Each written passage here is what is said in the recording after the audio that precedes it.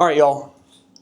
So we've been going through a sermon series called Parables this past few weeks. It's been awesome, actually. I've tried to relate as best I can parables. Again, a few weeks ago we tried Bluey. That didn't work out too well. None of you care about Bluey yet. But we tried last week Disney, and that was actually way better. But I also had to admit, Jared's got Kerrigan's Bluey toy over there. Talk to Jared, he'll tell you about Bluey. Last week we talked about Up, and I had to admit that I hadn't seen like all of the Pixar movies in the past, Disney movies in the past 15 years or so.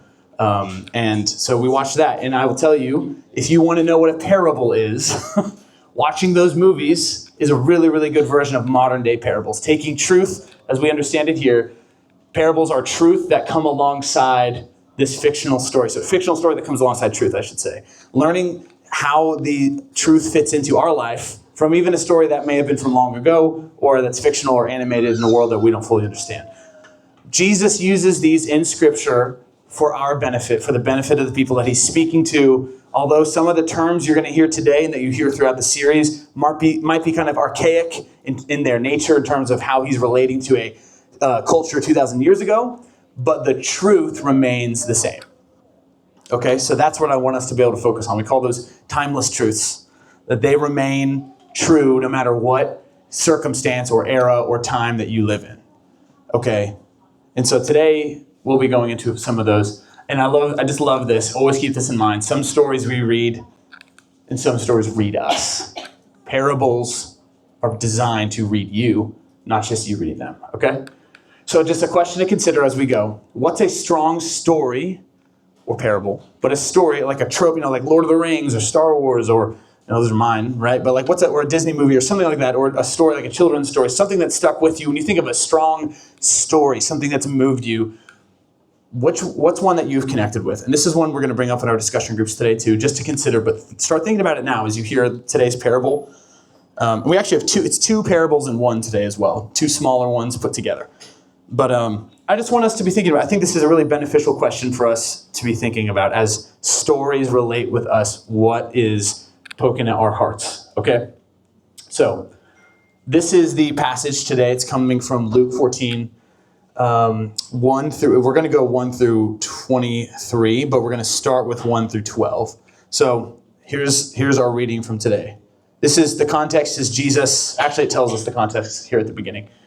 I'm going to go ahead and read for us. Luke 14, starting in verse 1. One Sabbath, when Jesus went to eat in the house of a prominent Pharisee, he was being carefully watched. The Pharisee being one of the leaders of the religious and civil elements of that time. This is a big deal. Normally we see him go eat in the house of his disciples or in people that are really wanting him to be there or in places that are of ill repute, we'll say. Today we're seeing him actually go and be invited by a Pharisee. That's interesting.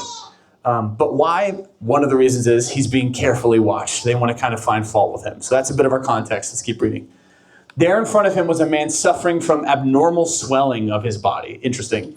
Jesus asked the Pharisees and experts in the law, is it lawful to heal on the Sabbath or not?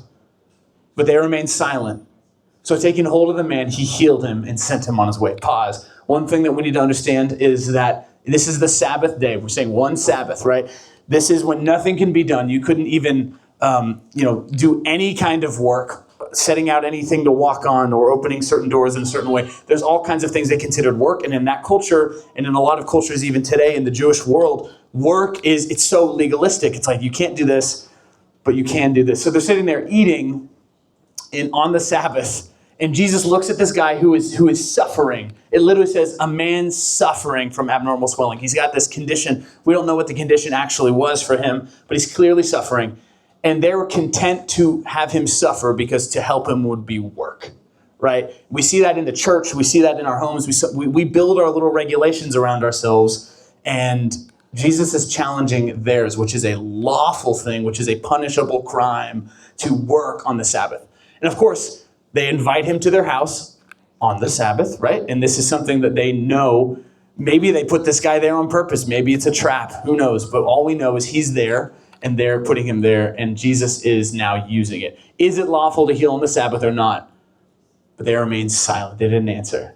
So then he heals him, which is great, and then sends him on his way. That's interesting. Why not stay for the meal? But he sends him on his way.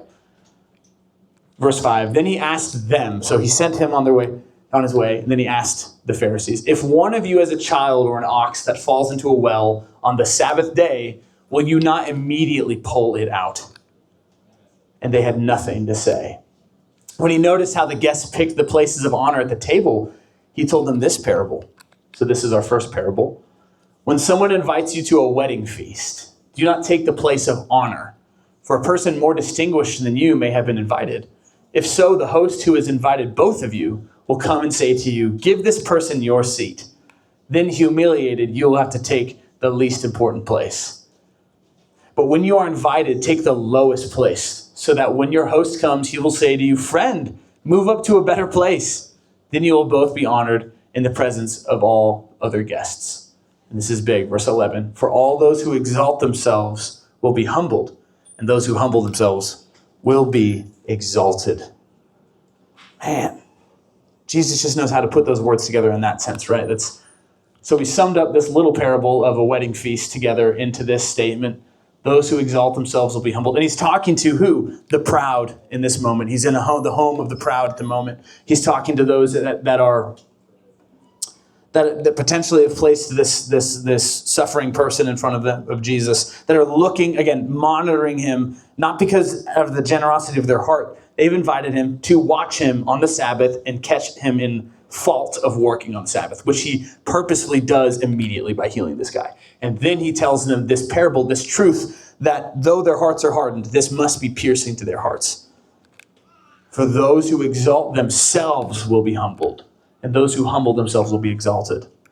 He's talking about God honoring those who are not self-seeking in that way. So let's take a look at a couple of our notes. Actually, I'm going to read a little bit further. That's right. Okay. So then Jesus says to the host, this is important, when you give a luncheon or a dinner, do not invite your friends, your brothers or sisters, or your relatives, or your rich neighbors. If you do, they may invite you back, and so you'll be repaid. So, okay, that's interesting. When you have a luncheon or dinner, do not invite. He's saying don't do it. Invite the people that are close to you, because they may invite you back and you'll be repaid. So it's like this transaction that's happening. Verse 13, but when you give a banquet, invite the poor, the crippled, the lame, the blind, and you'll be blessed. Although they cannot repay you, you will be repaid at the resurrection of the righteous. So again, measuring things very differently than we do. God measures things completely differently than humans do. And he's saying it may work out for you to invite all the people that can help you out to your gathering, because they might be looking out for you. They may have something that you want. You want them to like you, whatever it might be. That's how we measure our status. Because when you invite the guy that can't do anything for you, the guy that's crippled over here, and you invite him, like, what's he going to do? He's just going to eat your food, and then he's going to leave, and you're going to be like, well, that didn't help me at all. Again, defeating the purpose of inviting someone over. What a joy to invite someone over simply to provide for them. Amen. To give them part of your life, to give them part of your home. That's a beautiful thing. The home, community in that sense, providing. But to make it a transaction, it's like giving Christmas presents. I'll give you this present, it's worth about this much, but I'm kind of also expecting you to give me one about the same. And if that doesn't happen, then next year it's going to be a little different, right? Because now you've disappointed me, or I've met your expectations, and you're going to try to reach up to that. Well, they got me this last year. I can't just show up with this gift, right? It's this whole transactional thing that we do in our friendships. It's nonsense. What is the point of giving? What is the point of welcoming and hosting? What is the point of gathering together? Is it because you want to give mutually beneficial gifts to each other? Or is it because you're gathering together because you love each other and you want to love that person, you want to welcome them, and you want to give them something they don't need to repay? And I think the insight we gain from Jesus' words here are we measure things selfishly and totally differently than God does. God measures them in a way that don't expect the repayment or the reimbursement. Because why? One of the things the main thing that's happened for us from God is the payment for our sin. We've brought our sin to him, and he's paid for it through Jesus. And in that, we can never repay it. Therefore, we don't get to play this payment game that happens. But it's why. It's interesting. Jesus is not killed in this incredibly honorable way. He's not killed in a way that is at the seat of honor. He's killed in a way of shame. He's killed in a way of a criminal. And he's done that on our behalf. Why? He's not interested in earthly status, earthly fame, us being able to be seen as the most giving. Again, if you give to the church, if you give to in philanthropic ways, if you give in all these ways, and you want to do that to bolster your resume as a human being, then it's wrong and it's in vain. When you love someone it's because you want them to know that they're loved so that they might love you. Again, I've learned so many things in marriage and now in parenting, but when we got married, it was like love keeps no record of wrongs. Cool, we can expect that. I'm not going to hold it against you. I would also add this: love keeps no record of rights in that way. Again, it's like if I were to do something for Michaela and be like, oh, well, we got up early with the baby, right? We'll say it this way, because that's the whole thing, by the way. When you're getting up, like sleeping in is gone. You never get to do that again. But unless the other person gets up and goes and takes care of the baby from like 7 a.m. onward, right? And so that's a gift. It becomes a gift. It's like, Michaela, you get up today. I need to sleep today. I've got something going on. Like, whatever. I was up late, whatever it might be. That doesn't get to happen anymore. So if I get up, say on a Monday, then Michaela might be like, well, he got up for me on Monday. I'm going to get up on Tuesday. And then I might get up on Wednesday and Tuesday. Or, you know what I mean? It starts to turn into this battle. And then one of us is like, I did it yesterday. You do it today. And it becomes this whole thing. And love doesn't do that. And that's something we're learning is like, okay, this is because we love her and I love you that I'm going to do this. And I don't expect you. I'm not doing this as an investment for me tomorrow. It can't be that, right? It can't be. He's not interested in status, and he measures differently than we do. Putting the last first and the first last, that's just an interesting thing. He tells his disciples in Matthew 20 a similar thing. Those of you who are second, right? The whole I am second thing. Man, those that are last shall be first, and first shall be last. He's saying, don't be prideful. Don't try to put yourself ahead of other people. And what's a good leader look like in the world, right? A leader that serves, a servant leader, a prideful leader that goes out before and expects the cream of the crop reward and expects all the glory. That's not a leader you want to follow into the battle.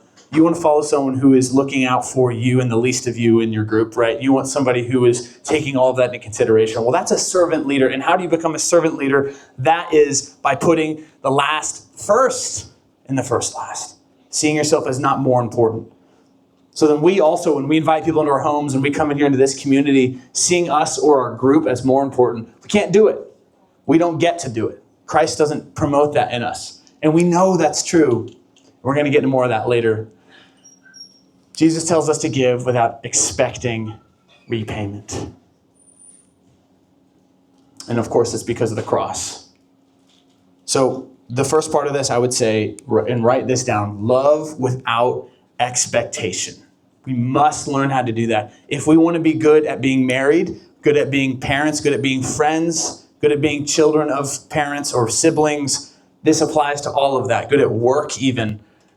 We must learn to love without the expectation of repayment or praise.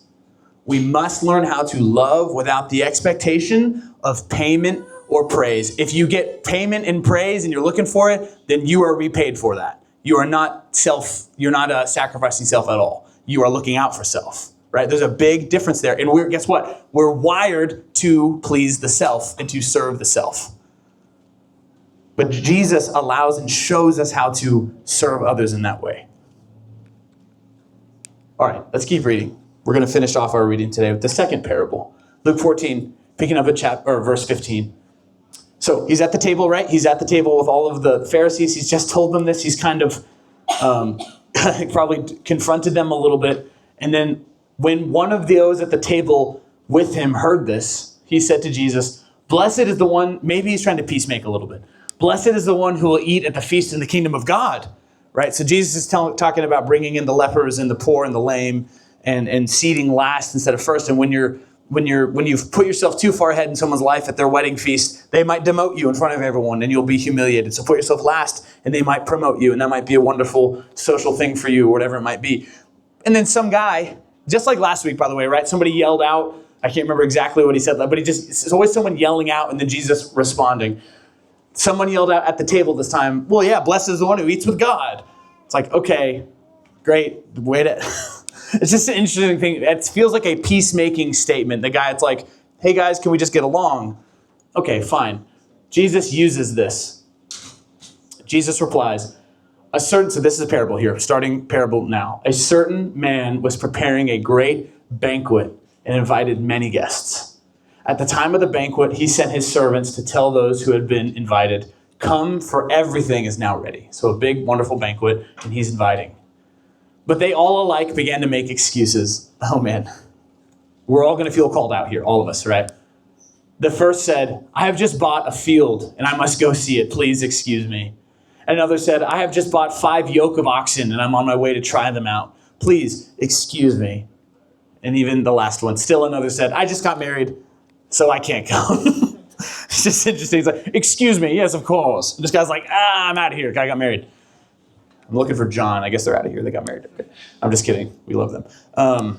Still another said, I just got married. I can't come. The servant came back and reported this to his master. Then the owner of the house became angry and ordered his servant, go out quickly into the streets and alleys of the town and bring in the poor, the crippled, the blind, and the lame. Sir, the servant said, what you ordered has been done, and still there's room. Then the master told his servant, go out into the road and country lanes and compel them to come in, so that my house will be full. Wow. I tell you, not one of those who were invited will get a taste of my banquet, referring to the ones that turned him down, of course. Not one of those who were invited and rejected, is what is inferred there, will get a taste of my banquet. Okay. Interesting. So he's invited all of the people that you'd expect to come, and they've seen as more important, I've got this going on, I've got this going on, I've got this, and I can't come. Have you ever invited, so go with me there in a second, have you ever hosted something and you invite a bunch of people and you get those, we give and get those same excuses, right? There's always a reason to not go to something. You will always have a reason. Sometimes there's always a reason to go to something, but certainly most of the time, especially as young adults, in our flexible kind of lives, whatever we got to be doing, committing is hard, going to stuff is hard, being able to say, I absolutely am doing that is hard because stuff happens. You want to leave your options open. You're probably planning on somebody else, especially I've learned in marriage. Now I have to worry about another person's schedule, and then I have to worry about a bedtime now, which never used to be a thing, and so that's fun. It becomes a whole deal. So doing anything is like pulling teeth sometimes. I choose to host a lot more because then I don't have to do anything. It's really nice to make Kayla do everything and then just have everybody over. It's a lot easier. I would recommend it. But really and then sometimes you have friends that will always find a reason not to, and then you become less close with those friends, or you never get to know those friends. Those things happen. It's fine. But here we see 3 instances of respectful declining with all the grace that they can use. And the person, the master of the feast treats them with they're never coming ever. And it's like, whoa, wait a minute, hold on, why are you doing that? Clearly this is a reference to the invitation to know Jesus and to heaven, which is quite convicting if you think about it. I'm rejecting Jesus at his ask of coming. I'm rejecting God. I have other things that I'm going to do. So instead of those, and again, context, he's speaking this to the Pharisees, those who, when Jesus came to the earth, should have been like, oh my gosh, you're here. It's finally time. We're studied in religious text. We've done everything. We've followed God our whole lives. We've done everything. Surely we're going to follow you now.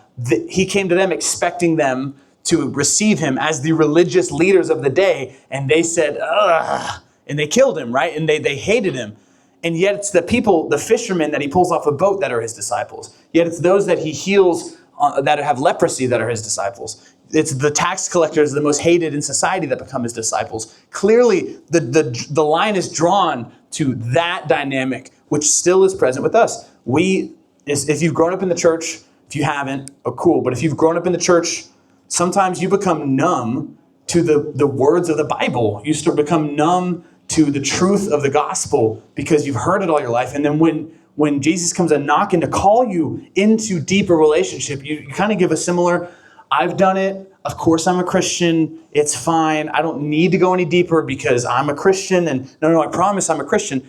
And Christian you may be, but immature, we talked about this the last couple of weeks, immature you may stay.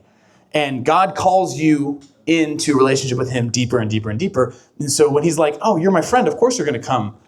I just had this happen. I got married. Like, can we not move around the prospecting up? What's the guy say? I just bought a piece of land and I need to go check it out. It's like, first of all, who buys land without checking it out? You haven't seen it yet? That's interesting.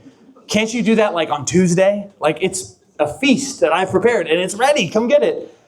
Or the next one, 5 yoke of oxen. It's like, surely you can hang out with your oxen on a different day of the week. Like, that doesn't seem... But of course, if you've invited anybody to anything, and this is no shade to any of my friends or anything like that, I promise you that, because I've been this person.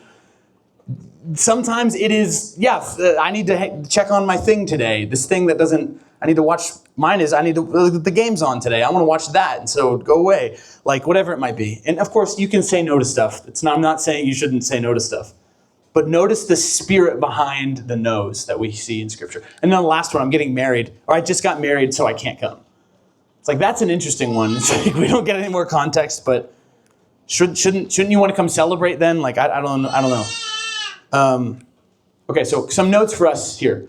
Our pride and arrogance and busyness, or business, but busyness, we can miss out on what God is doing. Certainly, what reasons did they give Landmark Relationships? What reasons would you give? Or what reasons do you give when God is calling you? These are things we got to think about, y'all. All of us, me too. What does the priority system look like in your life? One that our group here might not be super familiar with right now, but certainly on a Sunday morning in some of the other churches I've been to, one of the more pressing things is parents that have kids that are in sports. That becomes like God, right? That becomes God. We're going to make sure they go to every camp. We're going to make sure they go to every game. They hold all the games on Sunday mornings and Saturday mornings. So, sorry, church, we'll come to you when we can, but we got a game, we got to practice. And then when you have like 3, 4, 5 kids, it becomes like you'll never be able to make it to church on Sunday, right? Or Bible study on Tuesday night, or whatever it might be. There's all these reasons not to. And it's like, well, this is a good thing. Pouring into my kids is a good thing. Well, yeah, but it's not as important as going to communion with God. It isn't.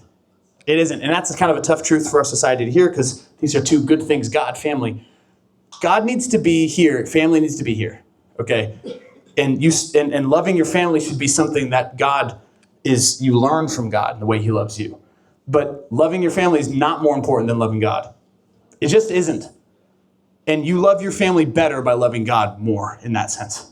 It's hard to compare them, right? It's not incredibly useful for us to compare how much we love more.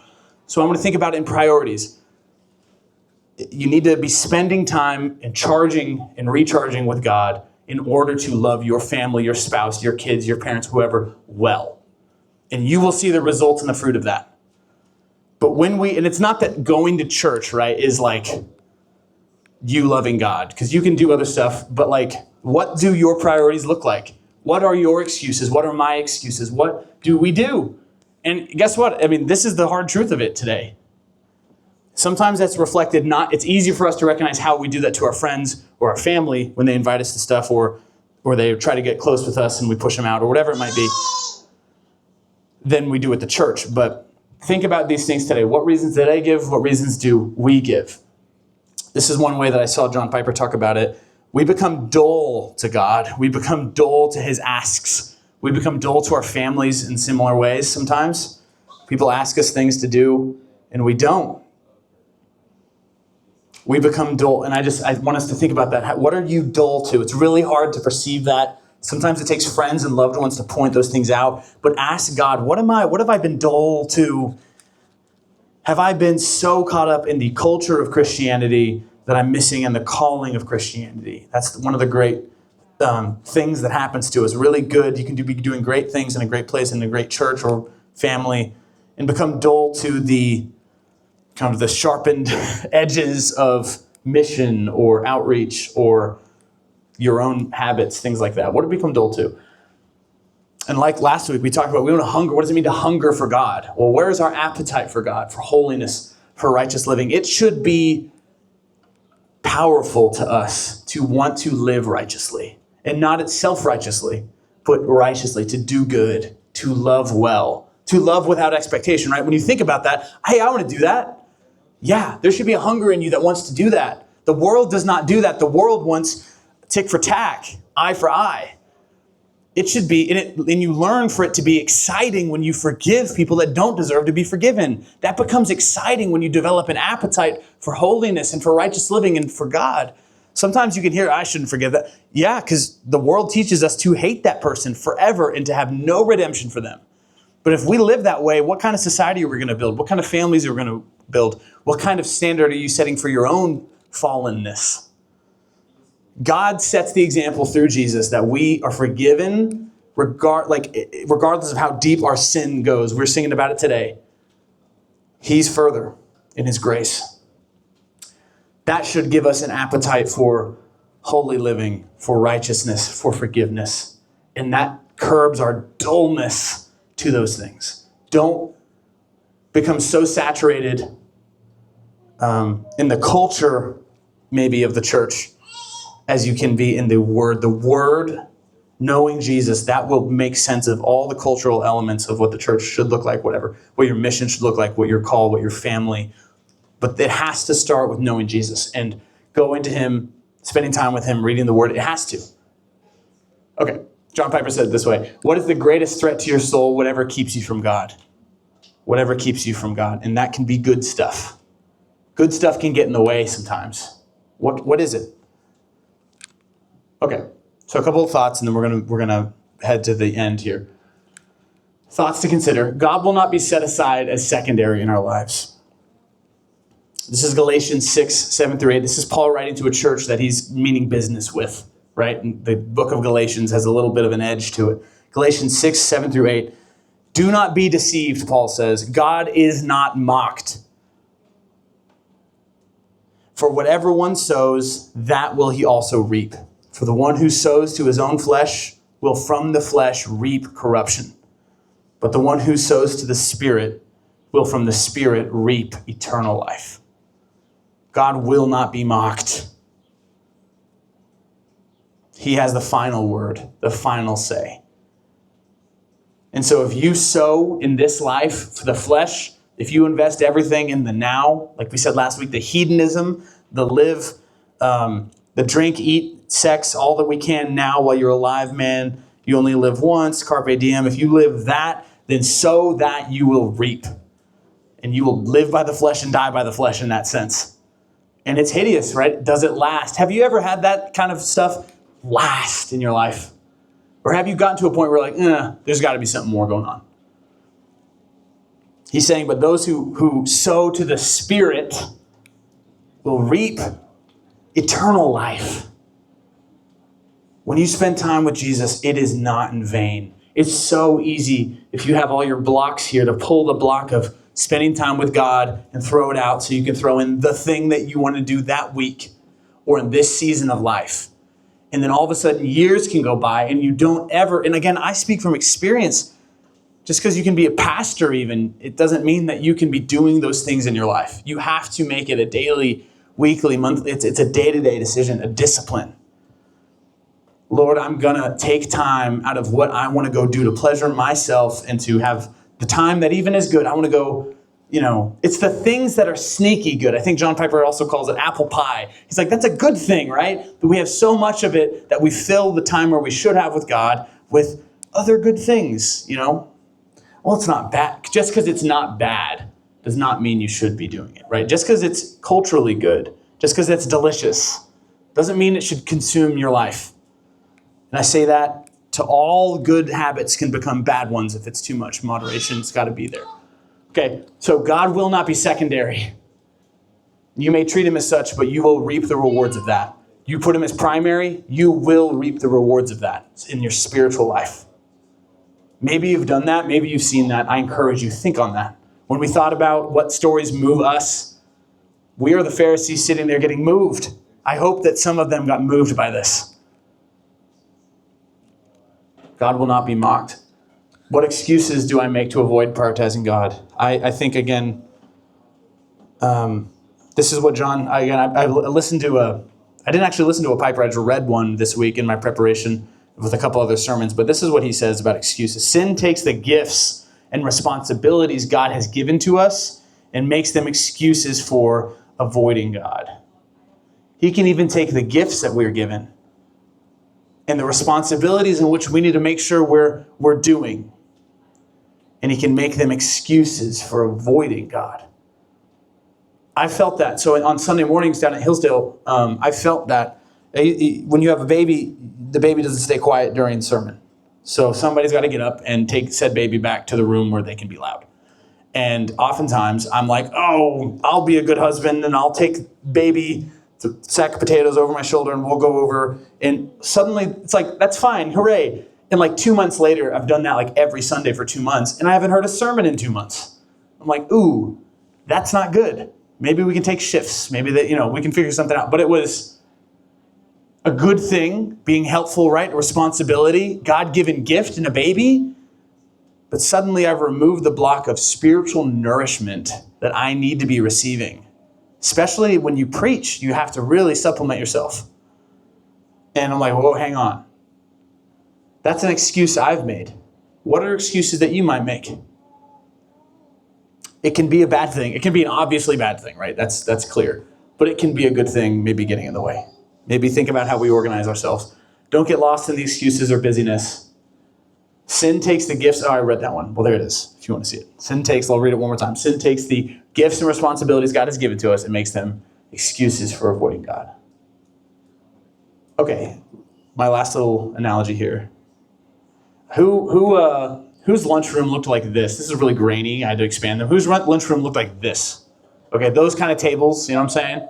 All right, we'll look at another one. Did anyone have one that looked like this kind of? Mitch? This is kind of those big school lunch tables, right? I grew up in a small school where we had like individual tables. Apparently I'm told by my friends I eat like I'm in prison because I eat like this. I'm like guarding my food at all time. I blame these. Public school lunch tables did this to me. Mine looked more like this. Who had ones that looked like this? Nate? The Detroit ones, yeah. These ones, I liked the little round ones, okay. But one of the strongest analogies, one of the strongest parables in my mind is it's not even a parable in this sense, but it is a strong story. And this is what's moved me in the past and what's helped move me to ministry is the lunchroom is a great place to kind of see. If Jesus were telling us this parable today, it maybe would be in a school lunchroom. We think about it this way, because you have the cool tables and you have kind of the nerd tables, you have the whatever tables that exist, and then you kind of have the clear loners that are on their own.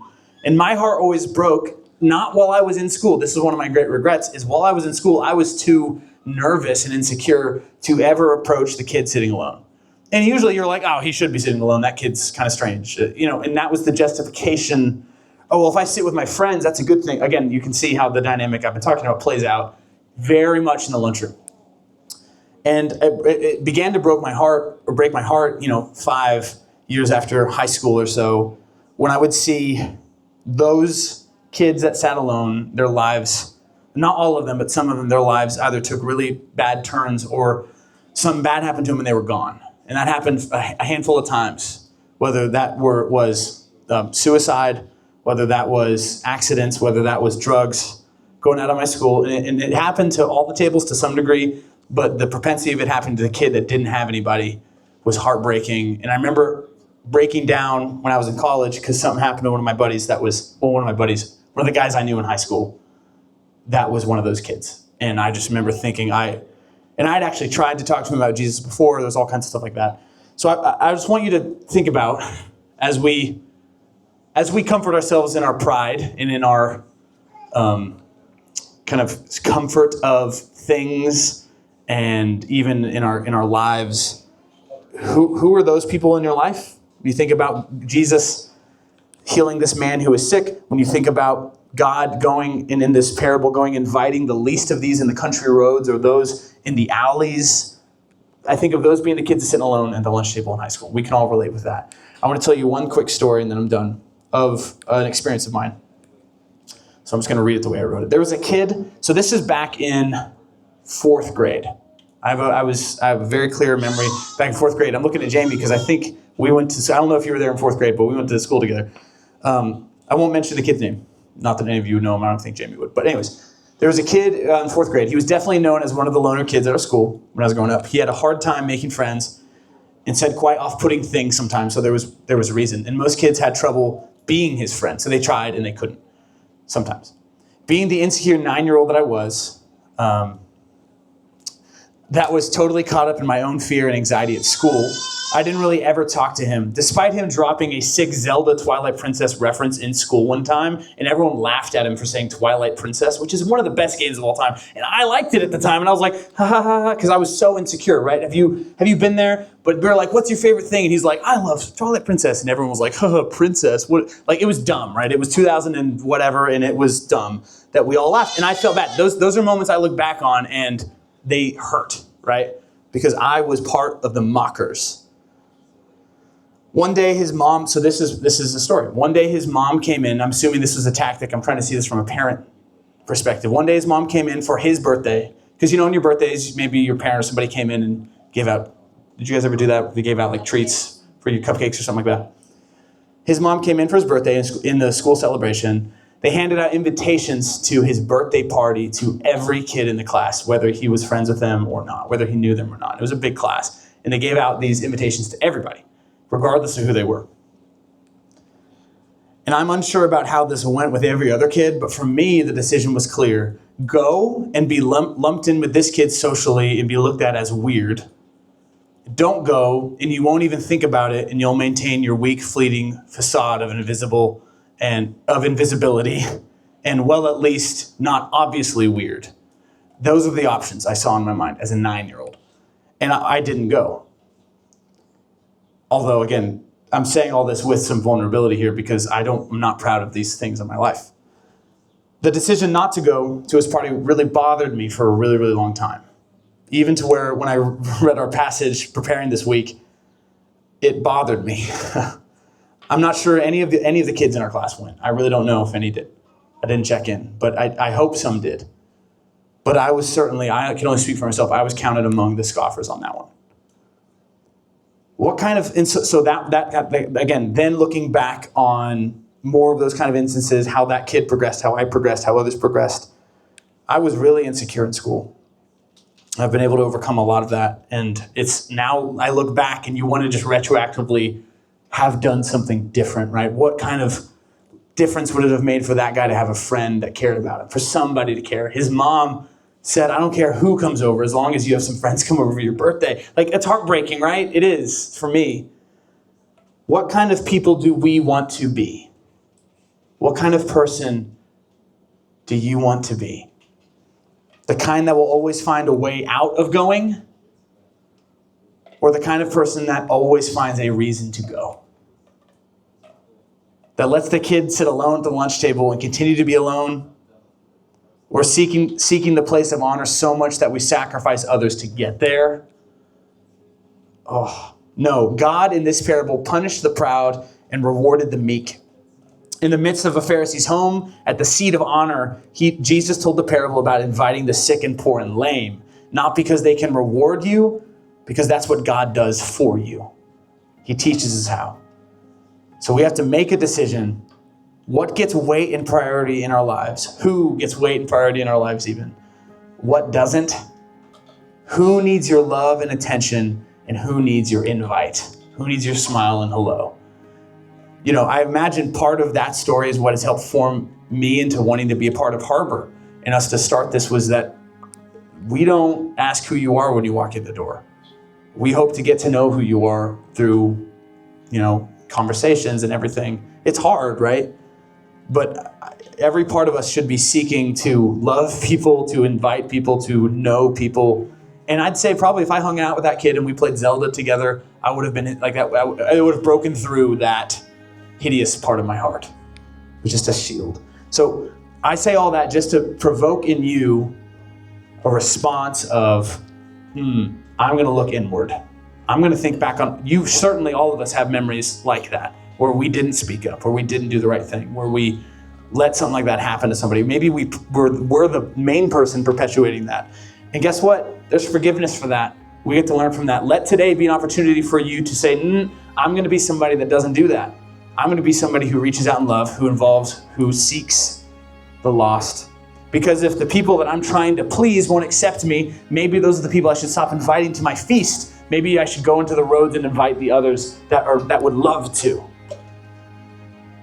Okay, so I've hammered this point a little bit. I'm gonna bring us into prayer now, but let this be provoked in you today. Let the Spirit move in you today to really bring out that desire, that wonderful hunger for God, for righteousness, for holiness, for loving that. The part of us that resonates with that story is our hunger for righteousness. That kid was treated unjustly.